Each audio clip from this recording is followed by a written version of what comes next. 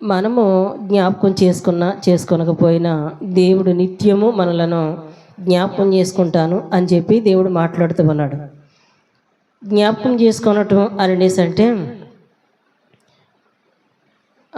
మన దృష్టిలో ఏంటంటే ఒక పుట్టినరోజు జ్ఞాపకం చేసుకుంటాము, పెళ్లి రోజుని జ్ఞాపకం చేసుకుంటాము, లేకపోతే చనిపోయినటువంటి వారిని వారి యొక్క సంవత్సరాన్ని జ్ఞాపకం చేసుకుంటాం, ఇవి అనుకుంటాం మనం. కానీ దేవుడు మనలను జ్ఞాపకం చేసుకుంటూ ఉన్నాడంట. దేనికి అనేసి అంటే దేవుడు మనల్ని ఎందుకు జ్ఞాపకం చేసుకుంటున్నాడు, ఎందుకు ఆయన మనల్ని జ్ఞాపకం చేసుకోవడానికి గల కారణం ఏంటి అని చెప్పి ఆలోచన చేస్తే ఇక్కడ అంటాడు కదా, నా పిల్లలైనటువంటి వారు ఎలాంటి వారు అని చెప్పేసి అంటే వారిని నేను జ్ఞాపకం చేసుకోవడానికి గల కారణం ఏంటి అనేసి అంటే నా పిల్లలు కొంతమంది ఉన్నారు, వారిని నేను జ్ఞాపకం చేసుకోవాలి అని చెప్పి దేవుడు మాట్లాడుతూ ఉన్నాడు. అంటున్నాడు కదా, మరి దేవుని యొక్క సన్నిధిలోనంటండి, మరి దేవుడైనటువంటి యెహోవా నోవహుని దేవుడు జ్ఞాపకం చేసుకున్నాడంట. దేవుడు నోవహుని ఎందుకు జ్ఞాపకం చేసుకున్నాడు అనేసి అంటే దేవుడు నోవహును అతనితో కూడానున్న వాడలో ఉన్నటువంటి సమస్త జంతువులను సమస్త పశువులను జ్ఞాపకం చేసుకునేను. దేవుడు భూమి మీద వాయువు విసిరినట్లుగా చేయటం వలన నీళ్లు ఇంకిపోయాను అని చెప్పి ఇక్కడ రాయబడింది. అయితే ఇక్కడ అంటాడు కదా, నోవాహుని దేవుడు జ్ఞాపకం చేసుకున్నాడంట. ఎందుకు అనేసి అంటే మరి 40 రోజులు రాత్రులు పగళ్ళు కూడా మరి ప్రచండమైనటువంటి వర్షము చేత మొత్తము కూడా నీళ్ళమయమైపోయినప్పుడు దేవుడంట మరి వాడలో ఉన్నటువంటి నోవహుని అలాగే జంతువులను పశువులను జ్ఞాపకం చేసుకున్నాడంట. ఎందుకు అనేసి అంటే వాటిని మరలా తిరిగి భూమి మీద దింపటానికి. అయితే అక్కడ అంతా కూడా మరి జలమైపోయి ఉన్నది కనుక, నీళ్లతో నింపబడి ఉన్నది కనుక దేవుడు అంట భూమి మీద అంట వాయువుని అంటే గాలిని విసిరాడంట. గాలిని విసరగానే నీళ్ళన్నీ కూడా అంట ఏమైపోయినాయి అంటండి, తగ్గిపోయినాయి అంట. ఇలాగా దేవుడు కొంతమంది భక్తులను దేవుడు జ్ఞాపకం చేసుకుంటూ మరి దేవుడు వారిని జ్ఞాపకం చేసుకున్నప్పుడు మేలే చేశాడు, కానీ ఎవరికి కూడా కీడు అనేది చేయలేదు. అయితే అంటాడు కదా, మనుషులను దేవుడు ఎందుకు జ్ఞాపకం చేసుకుంటున్నాడు అని చెప్పి మనం ఆలోచన చేస్తే దేవుని యొక్క సన్నిధిలో భక్తులు ప్రార్థిస్తూ ఉన్నారు, దేవుడేమో వింటూ ఉన్నాడు. దేవుని యొక్క సన్నిధిలో చేసినటువంటి ప్రార్థనలు బట్టి దేవుడు వారికి మేలు చేయడానికి దేవుడు ఇష్టపడుతూ ఉన్నాడు కనుక వారు చేసినటువంటి ప్రార్థనలో దేవుడు మరి వింటూ వారికి సహాయం చేస్తూ ముందుకి నడిపిస్తూ ఉన్నాడు. అయితే మరి అబ్రహాముని కూడా దేవుడు జ్ఞాపకం చేసుకున్నాడు అంటండి. దేనికి అనేసి మనం ఆలోచన చేస్తే అబ్రహామును దేవుడు ఎందుకు జ్ఞాపకం చేసుకున్నాడంటే మరి లోతు సొదొమ గొమొరలో ఉన్నప్పుడు అగ్ని చేత ఆ యొక్క సొదొమ గొమొర అంతా కూడా మరి కాల్చివేయబడినప్పుడు అంటండి మరి లోతు మరి సోయర్ అనేటువంటి మరి నివసిస్తానికి మరి భయపడుతూ ఉన్నటువంటి సమయంలోనంటండి ఇక్కడ అంటాడు కదా, ఇక్కడ అంటాడు దేవుడు ఆ మైదానపు పట్టణములను పాడు చేసినప్పుడు దేవుడు అబ్రహాముయే జ్ఞాపకం చేసుకొని లోతు కాపురం ఉన్న పట్టణములను నాశనం చేసినప్పుడు ఆ నాశనము మధ్యన లోతు నివసించకుండా అతనిని తప్పించాను అని చెప్పి ఇక్కడ వ్రాయబడి ఉన్నది. లోతు సొదొమ గొమొర పట్టణంలో ఉన్నాడు. లోతు నశించిపోవటము అబ్రహాముకి ఇష్టం లేక దేవుణ్ణి బ్రతిమలాడుకొని, అయ్యా ఇదిగో నా తమ్ముడిని జ్ఞాపకం చేసుకోనండి, నా తమ్ముడిని రక్షించండి అని చెప్పి దేవుని సన్నిధిలో చేసినటువంటి మరి జ్ఞాపకం చేసుకుని అంటండి దేవుడు లోతు కుటుంబాన్ని దేవుడు రక్షించాడంట. దేవునికి మహిమ కలుగును గాక. ఇలాగ మనము జ్ఞాపకం చేసుకుంటూ వెళ్తా ఉంటే అనేక మందిని దేవుడు జ్ఞాపకం చేసుకున్నాడు. మనకందరికీ బాగా తెలిసినటువంటి వ్యక్తి ఎవరంటే హన్న మనకు బాగా జ్ఞాపకం. ఎందుకనేసి అంటే దేవుని యొక్క సన్నిధిలో ప్రార్థన చేసినప్పుడు దేవుడు ఆమెను జ్ఞాపకం చేసుకొని ఆమె యొక్క గర్భాన్ని తెరిచి దేవుడు ఆమెకు ఒక మంచి కుమారుని ఇచ్చాడు అని చెప్పి మనము అనేక సార్లు జ్ఞాపకం చేసుకుంటూ ఉంటాం. అయితే ఇక్కడ అంటాడు కదా, దేవుని యొక్క సన్నిధిలో ఇలాగా భక్తులే కాదు కానీ దేవుడు అంటండి తన ప్రజలైనటువంటి వారికి దేవుడు ఇచ్చినటువంటి వాగ్దానాన్ని బట్టి అంటే మనల్ని కూడా దేవుడు జ్ఞాపకం చేసుకుంటున్నాడు అండి. దేవునికి మహిమ కలుగును గాక. హల్లెలూయా. చూద్దాం, చూడండి పరిశుద్ధ గ్రంథమైనటువంటి బైబిల్లో నుండి కీర్తనల గ్రంథము 105వ అధ్యాయము 8-9 వచనాలు మనము చదువుదాం. దానికంటే ముందు నిర్గమకాండము 2వ అధ్యాయము 24వ వచనాన్ని మరొకరు చదవండి. తీసినటువంటి వారు చదవచ్చు. నిర్గమకాండము 2వ అధ్యాయము 24వ వచనం చదివితే అప్పుడు కీర్తనలో ఉన్నటువంటి మాటలు మనకి అర్థమవుతాయి. కాగా దేవుడు వారి మూలుగులను విని అబ్రహాము, ఇస్సాకు, యాకోబులతో దేవుడైన యెహోవా చేసినటువంటి నిబంధనను జ్ఞాపకము చేసుకొనెను. దేవుడు ఇశ్రాయేలీయులను చూచెను, దేవుడు వాని యందు లక్ష్యముంచెను. దేవునికి మహిమ కలుగును గాక. ఇక్కడ అంటాడు కదా, దేవుడైనటువంటి యెహోవా ఎవరు మూలుగులు విన్నాడంటండి? ఇశ్రాయేలు ప్రజల యొక్క మూలుగులను విన్నాడంట. విన్న తర్వాత అక్కడ చెప్తున్నాడు, దేవుడు అంట వారి యొక్క మూలుగులు విన్న తర్వాత అబ్రహాము, ఇస్సాకు, యాకోబులతోటి చేసినటువంటి ప్రమాణాన్ని దేవుడు ఏం చేశాడంటండి? జ్ఞాపకం చేసుకున్నాడు. ఏంటి ఆయన చేసినటువంటి ప్రమాణము అనేసి అంటే ఇప్పుడు చదవండి. కీర్తనల గ్రంథము 1000 తరముల వరకు అబ్రహాముతో తాను చేసిన నిబంధనను, ఇస్సాకుతో తాను చేసిన ప్రమాణమును నిత్యము ఆయన జ్ఞాపకము చేసుకొనెను. దేవునికి మహిమ కలుగును గాక. ఇక్కడ అంటూ ఉన్నాడు, దేవుడు వాగ్దానం చేసినటువంటి ప్రతి వాగ్దానాన్ని కూడా దేవుడు మర్చిపోయేవాడు కాదండి. ఈ భక్తులైనటువంటి వారు దేవుడు జ్ఞాపకం చేసుకున్నాడు అని చెప్పి మనము జ్ఞాపకం చేసుకున్నాం. కానీ ఇక్కడ అంటూ ఉన్నాడు, దేవుడు ఎవరికైతే వాగ్దానం చేశాడో, ఏ వాగ్దానం అండి? మనం ఏం చేస్తామండి? వాగ్దానం తీసుకుంటాం. ఎందుకు అనేసి అంటే ఆనాడు ఇశ్రాయేలు ప్రజలకు దేవుడు వాగ్దానం చేశాడంట. ఎవరికి? అబ్రహాముకి, ఇస్సాకుకి, యాకోబుకి చేసినటువంటి వాగ్దానాన్ని అంటండి ఇక్కడ జ్ఞాపకం చేస్తూ ఉన్నాడు.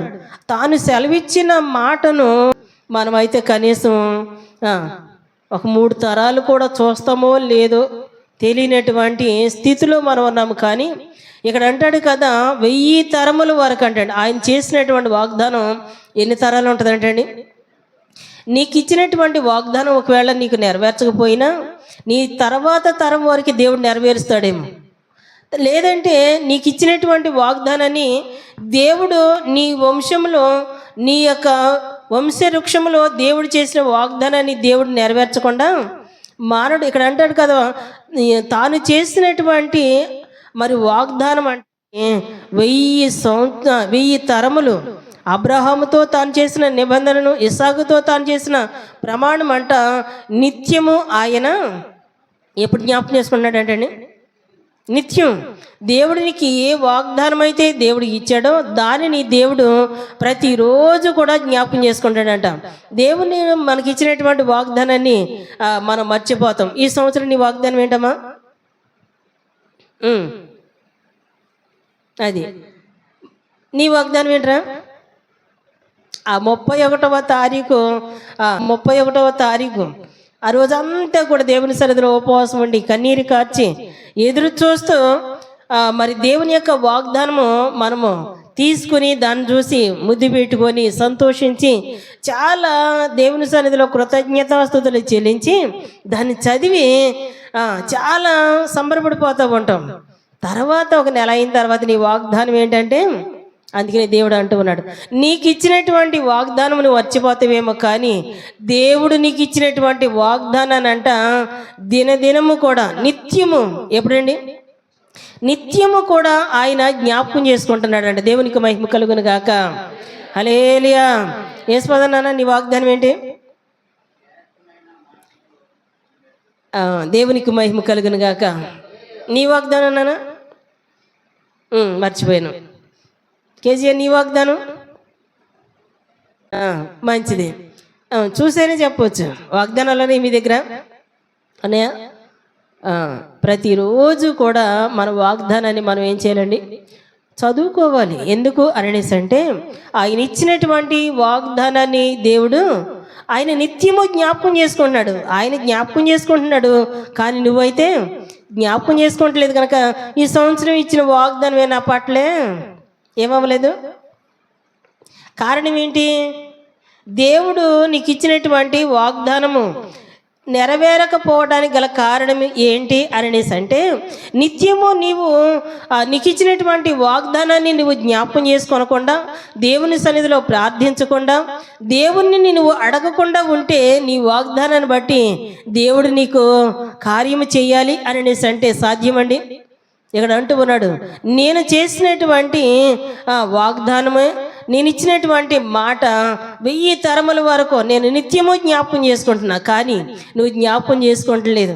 దేవుడు అంటున్నాడు, నేను నిత్యము జ్ఞాపకం చేసుకుంటున్నాను, నీకు ఇచ్చిన మాటను జ్ఞాపకం చేసుకుంటున్నాను, నీ పట్ల మేలు చెయ్యాలి అని చెప్పి కూడా నేను జ్ఞాపకం చేసుకుంటున్నాను. కానీ ఇదిగో మరి తన నిబంధనను మనము జ్ఞాపకం చేసుకోనకపోతే, ఆయన ఇచ్చినటువంటి మాటను మనము జ్ఞాపకం చేసుకోనకపోతే, ఆయన మాటను మనం జ్ఞాపకం చేసుకోనకపోతే ఎన్ని వాగ్దానాలు తీసుకున్నా కానీ ఆ పేపర్లో మన వాగ్దానాలు ఉంటాయి, కానీ మన హృదయాల్లో ఉండవు. ఆ వాగ్దానాలు బట్టి మన జీవితం కూడా ఉండదు. అందుకని ఇక్కడ అంటూ ఉన్నాడు కదా, దేవుని సన్నిధిలోనంటండి మనకిచ్చినటువంటి వాగ్దానము నిత్యము ఆయన జ్ఞాపకం చేసుకుంటున్నాడంట. ఈ రోజు నుంచి అయినా కానీ ప్రతిరోజు నువ్వు ప్రార్థన చేసేటప్పుడు నీ వాగ్దానాన్ని ఒకసారి చదివి, ప్రభు నాకు ఇచ్చినటువంటి వాగ్దానాన్ని బట్టి నన్ను నడిపించు, నీవు ఇచ్చిన వాగ్దానాన్ని బట్టి నన్ను హెచ్చించు, నీవు ఇచ్చిన వాగ్దానాన్ని బట్టి నన్ను బలపరచు, నీవు ఇచ్చిన వాగ్దానాన్ని బట్టి అని చెప్పి దేవుని సన్నిధిలో నువ్వు ప్రార్థన చేస్తే దేవుడు నిన్ను అంచెలంచెలుగా అభివృద్ధి పరుస్తూ ఉంటాడు. దేవునికి మహిమ కలుగును గాక. ఆయన అంటాడు కదా, ఇశ్రాయేలీయుల సంతతిని ఆయన జ్ఞాపకం చేసుకుంటున్నాడంట. ఎవరినండి? ఇశ్రాయేలీయుల యొక్క సంతతిని జ్ఞాపకం చేసుకోవడం గల కారణం ఏంటి అనేసి అంటే చూడండి, 98వ కీర్తన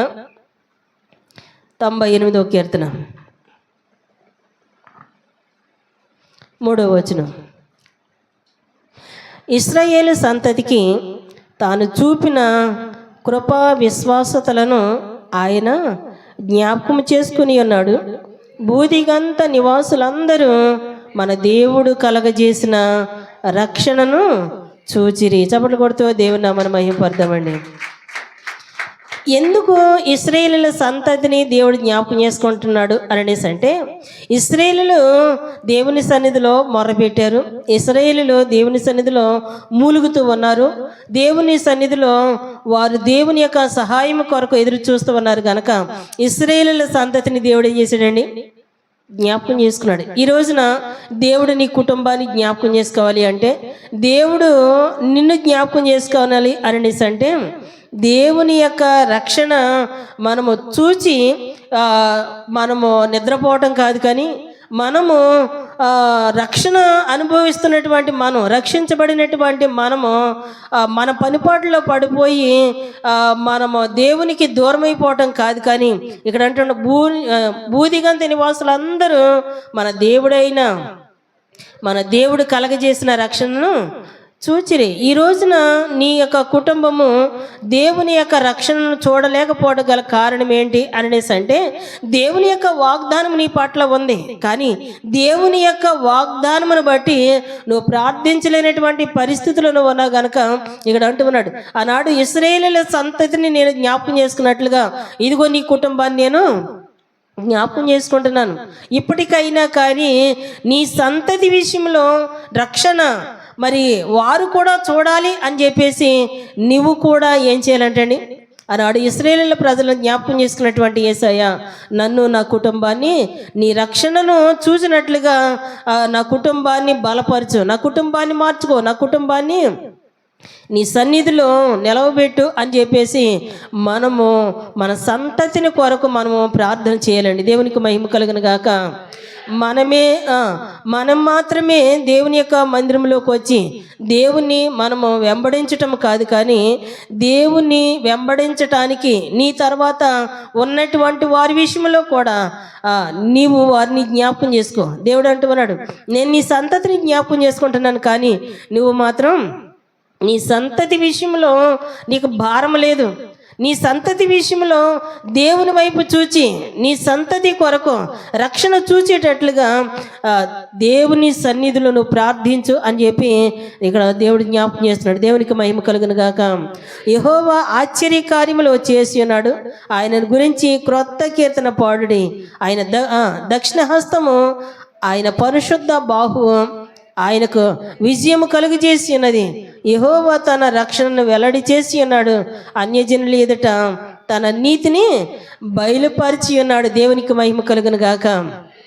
అన్యులకే దేవుడు ఆయన నీతిని బయలుపరిచినటువంటి దేవుడు. ఈ రోజున రక్షించబడినటువంటి నీ విషయంలో ఆయన నీతిమంతుడైనటువంటి దేవుడు. నీ పట్ల ఆయన కనికరం చూపడండి. అందుకే ఇక్కడ అంటూ ఉన్నాడు, బూదిగంత నివాసులు అందరంట మన దేవుడు కలగజేసినటువంటి రక్షణను వారు చూశారు, కానీ నీవు మాత్రం చూడట్లేదు. ఎప్పటికైనా కానీ ఇదిగో దేవుడు నేను జ్ఞాపకం చేసుకుంటున్నాడు కనుక దేవుని యొక్క వాగ్దానము నీ కుటుంబం పట్ల, నీ పట్ల దేవుడు ఏ వాగ్దానం అయితే దేవుడు నీకు ఇచ్చాడో దాన్ని నువ్వు కూడా జ్ఞాపకం చేసుకో. దేవుని సన్నిధిలో ప్రార్థన చేయి. దేవుడు నీకు ఇచ్చినటువంటి వాగ్దానం నెరవేరు వరకు ఆ వాగ్దానాన్ని నువ్వు విడిచిపెట్టకూడదు, మర్చిపోకూడదు. దేవుని యొక్క వాగ్దానము అనేసి అంటే దేవుడు నీకు ఇచ్చినటువంటి మాట. ఆయన నీకు ఏ మాట అయితే ఇచ్చాడో దానిని దేవుడు నీకు అనుగ్రహించే వరకు నీవు ఆయన విడిచిపెట్టకూడదు. ఆయన నీకు ఇచ్చే వరకు కూడా ఆయన నిన్ను జ్ఞాపకం చేసుకుంటున్నాడు కనుక దేవుడు నన్ను జ్ఞాపకం చేసుకుంటున్నాడు, నేనే దేవునిని జ్ఞాపకం చేసుకుంటలేదు అని చెప్పి నిన్ను బలపరచడానికి దేవుడు ఈ రాత్రి మాట్లాడుతున్నాడు. దేవునికి మహిమ కలుగును గాక. హల్లెలూయా. ఎందుకు ఆయన రక్షణను చూడాలి అని చెప్పి దేవుడు కోరుకుంటున్నాడు అని చెప్పి మనం ఆలోచన చేస్తే మనము ఎంతకాలమో బ్రతికి ఉంటామో మనకి తెలీదు. ఈ భూలోకంలో మనము ఏదన్నా కొంటున్నాం అనుకోండి, టీవీ కొంటున్నాం అనుకోండి, 1,00,000 రూపాయలు పెట్టి మహేష్ బాబు టీవీ తీసుకుంటున్నాడు. 1,00,000 రూపాయలు టీవీ తీసుకునేటప్పుడు షాప్ అతను ఏమడుగుతాడండి? ఎన్ని సంవత్సరాలు గ్యారంటీ అండి అని అడుగుతా లేదా? అడుగుతాడు. షాప్ అతను అంటాడు, అయ్యా దీనికి 5 సంవత్సరాలు గ్యారంటీ అంటాడు. ఎంతండి? ఎందుకని? 1,00,000 రూపాయలు పెట్టి టీవీ తీసుకుంటున్నాడు కనుక. నీవు ఏ వస్తువు అయినా కానీ తీసుకునేటప్పుడు గ్యారంటీ ఉందా అని అడుగుతాం. ఈ మైక్ తీసుకోవడానికి మేము వెళ్ళినప్పుడు ఆ షాప్ అతను మేము అడిగాం, అయ్యా దీనికి ఎన్ని సంవత్సరాలు గ్యారంటీ అంటే, దీనికి 1 సంవత్సరం మేము గ్యారంటీ ఇవ్వగలమమ్మా, ఆ తర్వాత మాకు బాధ్యత లేదు, ఒకవేళ మధ్యలో ఏదైనా అయితే మీరు తీసుకురావచ్చు, మేము ఫ్రీగా చేసి పెడతాం అన్నారు. ఇలాగా ఈ వస్తువుల కన్నా గ్యారంటీ ఉంది, కానీ మన జీవితాలకి మన బ్రతుకులకి గ్యారంటీ లేదు. కారణం ఏంటంటే మనం నిన్నటి వారమే కానీ ఈరోజు కూడా మనది కాదు. అందుకని దేవుడు అంటూ ఉన్నాడు, కీర్తన గ్రంథము 103వ అధ్యాయం ఇక్కడ అంటూ ఉన్నాడు, 14వ వచనాన్ని జ్ఞాపకం చేసుకున్నాం. 14వ వచనాన్ని చదువుదామండి. మనము నిర్మింపబడిన రీతి ఆయనకి తెలిసే ఉన్నది, మనము మంటి వారమని ఆయన జ్ఞాపకము చేసుకొనుచున్నాడు. దేవునికి స్తోత్రం చెబుదాము. హల్లెలూయా, హల్లెలూయా. ఆయన మనల్ని జ్ఞాపకం చేసుకుంటున్నాడంట. మనం ఎలాంటి వారం అంటండి? మనము నిర్మింపబడిన రీతి అంటే మనము ఎలాగ చేయబడ్డామో ఆయన తెలుసు. మనం ఎలా చేయబడ్డామండి? నేలమంటిని తీసి నరునిగా చేసి నాసికా రంధ్రంలో ఆయన ఊపిరి ఊదితే ఆ మట్టి మాట్లాడుతూ ఉందంట, కదులుతూ ఉందంట, అనేక పనులు చేస్తూ ఉందంట. అయితే అంటాడు ఆయన, ఇగో మీరు నిర్మింపబడినటువంటి రీతి నాకు తెలుసు, మీరు ఎలాంటి వారు అనేసి అంటే ఎలాంటి వారు అంటండి? మనం మట్టివారం అంట. ఆయన చెప్తున్నాడు మనము మంటివారము అని ఆయన జ్ఞాపకం చేసుకుంటున్నాడు. మనమైతే జ్ఞాపకం చేసుకుంటులా. మనమైతే వెర్రవిగిపోతూ ఉంటాం. స్థలాల దగ్గర, తర్వాత దెబ్బలాటల దగ్గర ఏదైనా మాట వస్తే నువ్వెంత నీ సంగతి ఏంటో నేను చూస్తాను అంటాడు. ఏం చూస్తాడు? రేపొద్దున పడుకున్నాను నువ్వు, ఈ రాత్రి పడుకున్నా నువ్వు రేపొద్దున లెగిస్తావో లేదో గ్యారంటీ లేదు. కానీ ఈ మనుషుడు ఎగిరెగిరి పడుతూ ఉంటాడు. మట్టి బొమ్మను పైకి ఎగరేసి వదిలేస్తే ఏమైపోద్దండి? ఏమైపోద్ది? ఇక నామరూపాలు లేకోకుండా అయిపోద్ది. అయితే దేవుడు జ్ఞాపకం చేస్తున్నాడు, ఇదిగో నువ్వు నిర్మింపబడినటువంటి రీతి నాకు తెలుసు. ఇదిగో నిన్ను నేను పట్టుకున్నంతసేపు నువ్వు సురక్షితంగా ఉంటావు. నేను వదిలిపెట్టేస్తే ఏమైపోతావు అంటే ఇక్కడ అంటూ ఉన్నాడు, నువ్వు మట్టి కనుక నేను జ్ఞాపకం చేసుకుంటున్నాను. నువ్వు మట్టివి కనుక నేను నా అరిచేతిలో నేను చెక్కి ఉన్నాను కనుక, నా అరిచేతిలో నీవు చెక్కబడినావు కనుక, నా అరిచేతులలో నీవు దాచబడి ఉన్నావు కనుక క్షేమముగా ఉన్నావు. క్షేమముగా ఉన్నప్పుడే నీవు దేవుణ్ణి ఏం చేయాలి? జ్ఞాపకం చేసుకో. దేవుని జ్ఞాపకం చేసుకొని రక్షించబడినటువంటి నీవు, రక్షణ లేనటువంటి వారు కూడా, భూమి మీద ఉన్న ప్రతి ఒక్కరు కూడా అంటండి ఏం చూడాలని దేవుడు కోరుకుంటున్నాడు? రక్షణ చూడాలి అని చెప్పి దేవుడు కోరుకుంటున్నాడు. ఈ రోజున దేవుడు బ్రతికిస్తున్నాడు అనేసి అంటే దేవుడు నిన్ను రక్షించుకోవటానికి దేవుడు నీకు రోజులు పొడిగిస్తూ ఉన్నాడు, సమయాన్ని ఇస్తూ ఉన్నాడు, దేవుడు నీకు ఆరోగ్యం ఇస్తూ ఉన్నాడు, దేవుడు నీ పట్ల ఎంతో కృప చూపిస్తూ ఉన్నాడు. అయినా కానీ మనము గ్రహించలేనటువంటి పరిస్థితిలో ఉన్నాము గనక ఇక్కడ దేవుడు అంటూ ఉన్నాడు. ఏమంటున్నాడండి? నీవు మట్టివి, మట్టి మీద నీళ్లు పోస్తే ఏమైపోద్దండి? ఏమైపోద్ది? కరిగిపోద్ది. మనం అనుకుంటున్నాం ఈ బలం ఇలాగే ఉంటుంది, ఈ శక్తి ఇలాగే ఉంటుంది, నేను ఎప్పుడు ఇలాగే ఉంటాను అని చెప్పేసి ఒకవేళ నువ్వు అనుకుంటున్నావేమో. శ్రమ మీద శ్రమ వస్తే, బాధ మీద బాధ వస్తే నువ్వు ఎలాంటి మనిషివో నీకు తెలిసిపోద్ది. ఈ రోజున నాకు చాలా బాధ కలుగుతుంది. ఏంటి తెలుసండి? అమ్మను చూసినప్పుడు అమ్మ చాలా బలంగా ఉండేది, చక్కగా ప్రార్థన చేసేది, చాలా ఎప్పుడూ కూడా సంతోషంగా దేవుని సన్నిధిలో దేవుని స్తుతించుకుంటూ ఉండేది. ఈ రోజున బలము తగ్గిపోయి మంచం మీద పడి 2 చేతులు అలా పెట్టుకుని యేసయ్యా నీ స్తోత్రమయ్యా స్తోత్రమయ్యా స్తోత్రమయ్యా అని స్తుతులు చెల్లిస్తూనే చిన్నగా అమ్మ పాడుతుంటే అందరికీ వినబడేది. ఇప్పుడు అమ్మ పాడుతుంటే చిన్నగా అలాంటి పరిస్థితుల్లో ఉండి కూడా దేవుణ్ణి మహిమపరుస్తూనే ఉంది. కుటుంబ ప్రార్థన లేకోకుండా భోజనం చేసేది కాదు. ఈ రోజున మంచం మీద పడి ఉండి కూడా చిన్న ప్రార్థన చేసుకుని ఒక పాట పాడుకుని ప్రార్థన అయిన తర్వాతే నేను తింటాను, అప్పుడే నాకేమి ఇడ్లీ కూడా వద్దు అని చెప్పి ఒక ఇడ్లీ తినేది. ఆ ఇడ్లీ కోసం అరగంట సేపు దేవుని సన్నిధిలో స్తుతించి తర్వాత తింటుంది. ఎందుకనేసి అంటే దేవుణ్ణి జ్ఞాపకం చేసుకుంటుంది. దేవుణ్ణి జ్ఞాపకం చేసుకుంటే దేవుడు బలమునిస్తాడు, శక్తినిస్తాడు, ఆరోగ్యంనిస్తాడు, ఆయుష్నిస్తాడు. కానీ మట్టి అయినటువంటి మనము బలహీనతగా ఉన్నాను అని చెప్పేసి దేవుని జ్ఞాపకం చేసుకోనకపోతే నీళ్లు పోస్తూ ఉంటే మట్టి ఏమైపోతాండి? కరిగిపోతూ ఉంటుంది. ఇక్కడ అంటాడు కదా, దేవుని పిల్లలమైనటువంటి మనం అంటండి నరుని ఆయువు ఎలాంటిదంట? గడ్డి లాంటిదంట. నరుని ఆయువు గడ్డి వలె ఉన్నది, అడవి పువ్వు పూయినట్లు వాడు పూయిను, దాని మీద గాలి వీచగా అది లేకపోను, ఆ మీదట దాని చోటు దాని ఎరగదు. ఏంటంటండి ఇక్కడ అనుకుంటున్నాము నరుని యొక్క ఆయువు ఎలాంటిదంటండి? గడ్డి ఏంటి? మన ఇంటి దగ్గర నాసు మొక్కలు ఉన్నాయి కదండి, పొద్దుటే చక్కగా ఎర్రగా చక్కగా పూలు పూసి అందరినీ కూడా చక్కగా సంతోష పెడతా ఉంటుంది. చక్కగా ఎటు వెళ్ళినా కానీ ఆ పువ్వు ఆకర్షిస్తూ ఉంటుంది. అయితే ఆ పువ్వు పూసిన తర్వాత మధ్యాహ్నం వెళ్ళి చూస్తే అసలు పువ్వు ఎక్కడ పూసిందో కూడా ఎవరికి తెలీదు. ఎండ తగిలేసరికి ఆ పువ్వు యొక్క జాడ కూడా తెలీదు. నరుని యొక్క జీవితం ఎలాంటిది అనేసి అంటే, భూమి మీద పుట్టినప్పుడు అందరినీ నవ్విస్తాం, భూమిని విడిచిపెట్టి వెళ్ళేటప్పుడు అందరినీ ఏడిపించి వెళ్ళిపోతాం. ఎందుకో తెలుసా? పుట్టినప్పుడు అందరినీ సంతోషపెట్టినటువంటి మనం వెళ్ళిపోయేటప్పుడు ఇది నాది కాదు, నాకంటూ ఇంకొక రాజ్యం ఉన్నది అని చెప్పేసి, ఓరు బాబు నేనైతే వెళ్ళిపోతున్నాను కానీ మీరైనా కానీ జ్ఞానం తెచ్చుకోండిరా అని చెప్పేసి అందరికీ కూడా తెలియజేస్తూ ఉంటాడు. అయితే ఇక్కడ అంటాడు కదా, మనము మంటివారమని ఆయన జ్ఞాపకం చేసుకుంటున్నాడంట. దేవుడు జ్ఞాపకం చేసుకుంటున్నాడు. నీ ఆయుష్ ఎంతో, నీ ఆరోగ్యం ఎంతో నీకు తెలీదు. తెలియనటువంటి పరిస్థితుల్లో మనం ఉన్నాం కనుక ఈ రోజున దేవుడు నీతో మాట్లాడుతూ ఉన్నాడు.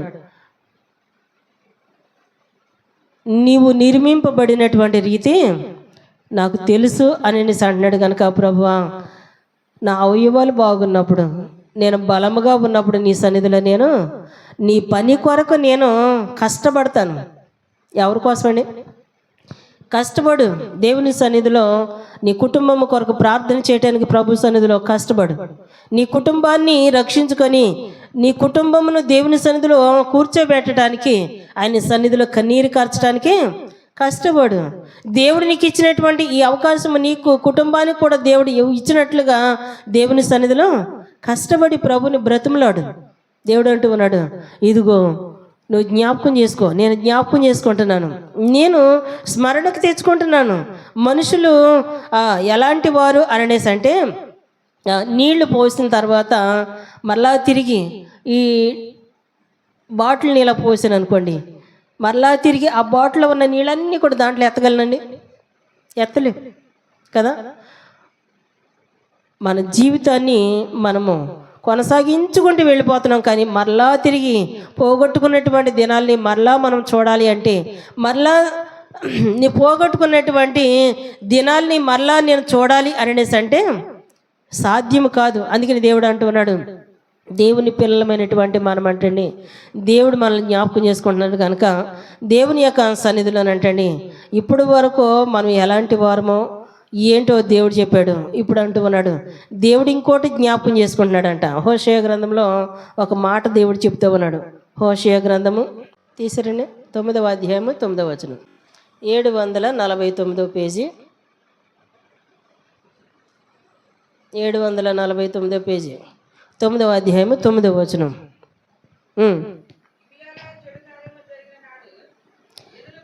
జనులు దుర్మార్గులైనట్లు వారు బహు దుర్మార్గులైరి, యెహోవా వారి దోషమును జ్ఞాపకం చేసుకుంటున్నాడు, వారి పాపములకై ఆయన వారికి శిక్ష విధించును. చాలండి. ఇక్కడ అంటూ ఉన్నాడు కదా, మనం అనుకుంటున్నాం మనము దేవుడు చేసినటువంటి వాగ్దానే జ్ఞాపకం చేసుకోవడం కాదు, కానీ మనము చేసినటువంటి ప్రతి దోషాన్ని, ప్రతి దుర్మార్గతను కూడా దేవుడు జ్ఞాపకం చేసుకుంటున్నాడంట. దేవుని యొక్క సన్నిధిలో నీవు చేసినటువంటి దుర్మార్గము, లేకపోతే నువ్వు చేసినటువంటి దోషమే కానీ పాపమే కానీ దేవుని ఎదుట దేవునికి విరోధమైనది ఏదైనా నువ్వు చేసి ఉంటే నువ్వు జ్ఞాపకం చేసుకోవు. కానీ దేవుడు అంటున్నాడు, నువ్వు చేసినటువంటి దుర్మార్గతను బట్టి కొంతమంది ముసలోళ్ళు అయిపోయిన తర్వాత, వాళ్ళు చనిపోయిన తర్వాత, అమ్మ పలానా తాత చచ్చిపోయాడు అంటమ్మా అనేసి అంటే ఏమంటారండి? ఆడ ఎంత దుర్మార్గుడో తెలుసా? పాపం అంటున్నావేంట్రా? వాడు ఎంతమందిని ఏడిపించాడో తెలిసారా? ఎంతమందిని బాధ పెట్టాడో తెలిసారా? నోర్మై ఆడిపోయాడని పాపం అంటున్నావేంటి, బాధపడుతున్నావేంటి అంటారు. అంతేనండి. దేవుడు అంటూ ఉన్నాడు, నువ్వు చేసినటువంటి ప్రతి దుర్మార్గమును కూడా దేవుడు జ్ఞాపకం చేసుకుంటున్నాడంట. దేవుని సన్నిధిలో మనము ఏదైనా దేవుని ఎరగక ముందు మనము తెలుసో తెలియక ఏదైనా చేసి ఉంటే దేవుని ఎదుట మనము దోషులుగా కనబడుతూ ఉన్నట్లయితే ఆయన అంటూ ఉన్నాడు, ముందు నువ్వు చేసినటువంటి దుర్మార్గతను, నువ్వు చేసినటువంటి దోషము, పాపము దేవుని సన్నిధిలో నువ్వు ఒప్పుకోవాలి అని చెప్పేసి దేవుడు నువ్వు చేసినటువంటి దుర్మార్గతను దేవుడు జ్ఞాపకం చేసుకుంటున్నాడంట. దేవుని స్తోత్రం చెప్దాం. హల్లెలూయా, హల్లెలూయా. మనము చేసినటువంటి దుర్మార్గమైనటువంటి పనులు ఏంటంటే, దుర్మార్గత కలిగిన పనులు అమ్మకి తెలియకోకుండా, నాన్నకి తెలియకోకుండా, ఇంట్లో వాళ్ళకి తెలియకోకుండా ఎదవేశాలు అవుతూ ఉంటారు. కాలేజీకి వెళ్తున్నామమ్మా, లేదా బడికి వెళ్తున్నామమ్మా, పనికి వెళ్తున్నానమ్మా అని చెప్పేసి ఏం చేస్తారండి, మధ్యలో ఏదేదో చేసేస్తూ ఉంటారు. అప్పుడు తెలియనటువంటి పరిస్థితిలో ఏదేదో చేశారు. ఇప్పుడు దేవుడు జ్ఞాపకం చేసుకుంటున్నాడంట, నువ్వు చేసినటువంటి దుర్మార్గతను, నువ్వు చేసినటువంటి దోషమును ఆయన జ్ఞాపకం చేసుకుంటున్నాడు. కనుక దేవుని సన్నిధిలో ఒకవేళ నీ దోషాలు, నీ పాపాలను ఒప్పుకొనకుండా దేవుని సన్నిధిలో నువ్వు ప్రార్థన చేస్తే నీ పాపాలు దేవునికి నీకు ఎలా మార్చబడతాయి అంట, ఎలాగా అడ్డుబండగా అవి నిలిచిపోతావి. గనక దేవుడు అంటున్నాడు, నీ ప్రార్థన నా సన్నిధికి రావాలి అనేసి. అంటే ఇదిగో నువ్వు చేసినటువంటి దుర్మార్గతను, నువ్వు చేసినటువంటి దోషమును, నువ్వు చేసినటువంటి పాపం, నువ్వు చేసినటువంటి అతిక్రమము, నువ్వు చేసినటువంటి అవిధేయత కలిగినటువంటి కార్యాలను నువ్వు జ్ఞాపకం చేసుకో. జ్ఞాపకం చేసుకుని ప్రార్థన చేసి దేవుడిని అడిగితే దేవుడు నిన్ను క్షమించి దేవుడికి నువ్వు సమీపముగా దేవుని దగ్గరికి వెళ్ళాలి అనేసి. అంటే ఏం చేయాలంట, అతిక్రమంలో దాచిపెట్టుకున్నవాడు వర్ధిల్లుడు.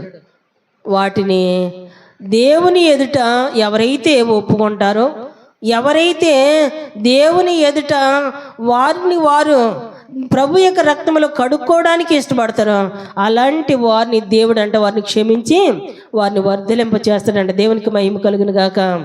హల్లెలూయా. ఇప్పుడు మాట్లాడుకుందాం. దేవుడు నిన్ను జ్ఞాపకం చేసుకోవడంలో నీకు ఆశీర్వాదం ఉందా లేదా? ఎక్కడో ఉన్నటువంటి నీ కడుపును పుట్టినటువంటి బిడ్డలను జ్ఞాపకం చేసుకుంటాం, నీ తల్లిదండ్రులను జ్ఞాపకం చేసుకుంటాం, నీ యొక్క స్నేహితులను జ్ఞాపకం చేసుకుంటాం, నీకు బాగా ఇష్టమైనటువంటి వారిని పదే పదే నువ్వు జ్ఞాపకం చేసుకుంటావు. కానీ రోజుకి వచ్చి నీ దేవుని ఎన్నిసార్లు జ్ఞాపకం చేసుకుంటున్నావండి? ఎన్నిసార్లు జ్ఞాపకం చేసుకుంటున్నావు అండి? ఎన్నిసార్లు జ్ఞాపకం చేసుకుంటున్నాము అనేసి. అంటే ఉదయం లేచిన దగ్గర నుంచి సెల్ ఫోన్ తోటి, ఎక్కువ సెల్ ఫోనే. ఏ ఫోన్ అండి? ఇది వరకేమో టీవీ, ఇప్పుడు మాత్రం ప్రతి ఒక్కరి చేతిలో సెల్ ఫోన్. పక్కనే మనిషి కూర్చున్నా కానీ ఏదైనా మాట చెప్తుంటే ఏం చేస్తారండి?